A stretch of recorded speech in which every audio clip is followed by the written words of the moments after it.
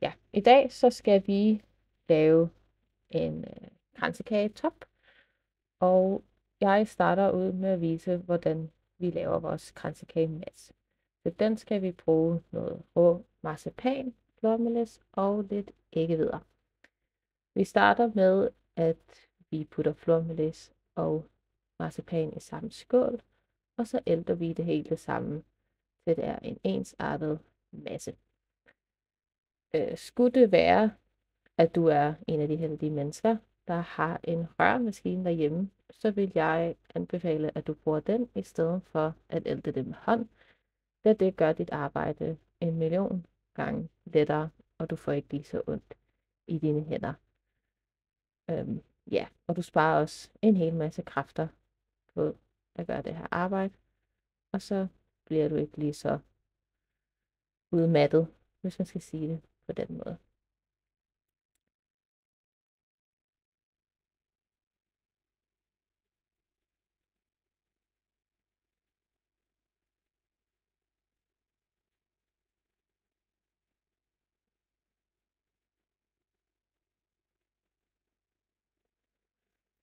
Marcipanen og flormelassen er nu æltet meget godt sammen, og det betyder, at der skal tilføjes lidt æggehvidder.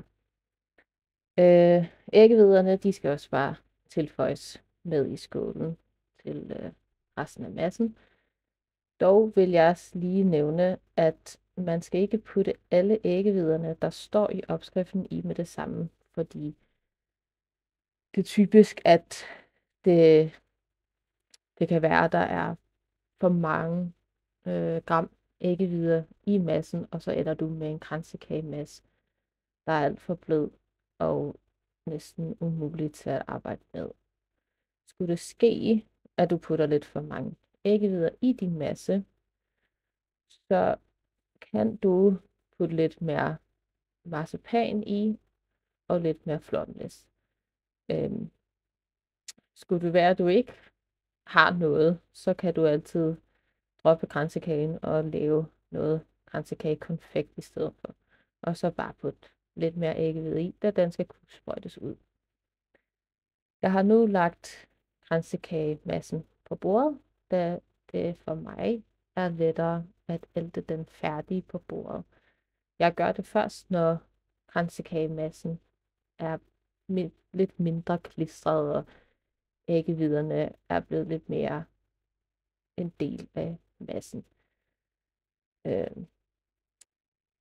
Jeg vælger personligt at bruge en skrabelader som et hjælpemiddel, da en del af kransekagemassen nogle gange kan sætte sig fast på bordet, og så er det svært at få det hele med. En skraber kan man finde stort set alle steder, hvor du også kan købe andre køkkenredskaber, og den er bare altid et godt fund at have i sit køkken. Den skal vi også bruge senere i den her proces til at lave en kransekage, så hvis du ikke har en, så vil jeg anbefale, at du køber en, før du går i gang. Hvis du igen hellere vil bruge en rørmaskine til at gøre det her arbejde, så endelig gør det. Det gør dit arbejde så meget lettere, end at du skal gøre det med hånd. Nu synes jeg, at kransekagemassen for mig er en fin konsistens, så jeg vælger at teste det ved se, om den krakelerer. Jeg starter med at rulle det ud til en lille bold, og så en lille aflang og en lille pølse. Og så vælger jeg at forme det til en cigar. Det er ikke et must, at du skal gøre den cigarformet, men det mener jeg er en af de bedre måder at gøre det på. Jeg vælger at for at gøre det, så skal du bruge dine hænder på at sætte den på skråt og rulle ud på den måde. Så tager du den op, og så bøjer du den her cigar for at se, om der viser sig nogle store krakkeleringer.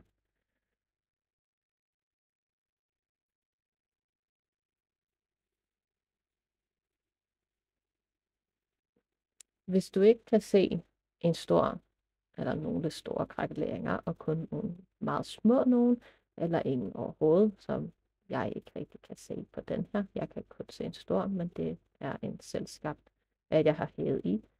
Så er kransekagemassen helt fin, hvis ikke perfekt, og så skal den bare på køl. Og som I nok kan se, så har jeg ikke fået brugt alle mine æggehvider. Så det var godt, at jeg havde holdt lidt af dem tilbage.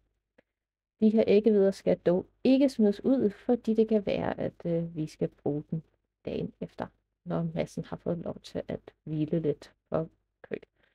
Årsagen til, at det kan være, at vi skal bruge den dagen efter, det er fordi, den her masse kan godt suge lidt af fugten til sig, som er i sig selv, og blive lidt tør.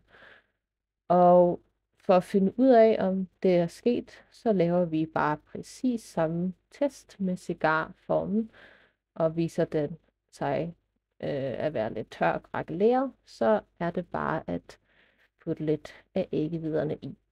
Og igen, kun en lille smule af gangen, da det skal faktisk overraskende lidt til, for at massen er blevet blød. Jeg vælger nu at pakke massen ind i film. Det er ikke et krav, at den skal pakkes ind i film, men det er en ting, jeg foretrækker, da jeg synes, at det er mere kontrolleret rum, eller lufttæt rum for massen at være i. Du må gerne bruge en plastikpose, hvis du foretrækker det. Jeg synes bare, at det er igen mindre kontrol over det, men også at det er lidt besværligt at få massen ned i en plastikpose.